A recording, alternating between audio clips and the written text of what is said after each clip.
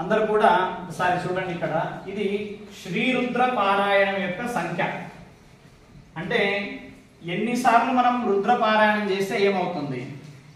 11 మంది కలిసి ఒకసారి చదివితే దాన్ని ఏకాదశ రుద్రం అంటారు. 11 మంది ఒకసారి చదివితే ఏమంటారు? ఏకాదశ రుద్రం. ఒక వ్యక్తి ఉన్నాడు అనుకో, ఎన్నిసార్లు చదవాలి? 11 సార్లు చదవాల్సి వస్తుంది. అథవా 11 మంది ఉంటే ఒక్కసారి చదివితే దాన్ని ఏకాదశ రుద్రం అంటారు.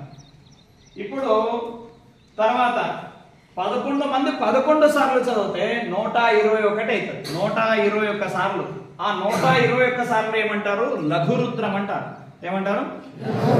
లఘురుద్రం. అంటే దాని సంఖ్య ఎంత? 121 సార్లు పారాయణం కావాలి. తర్వాత 1331 ఈ సంఖ్య, దీన్ని మహారుద్రం అంటారు. ఏమంటారు? మహారుద్రం. ఇది కావాలంటే 121 మంది 11 సార్లు చదవాలి. అట్లయితేనే ఇది 1331 అవుతుంది. తర్వాత 14,641 ఇన్ని పారాయణలు, 14,641 పారాయణం జరిగితే దీన్ని అతిరుద్రం అంటారు.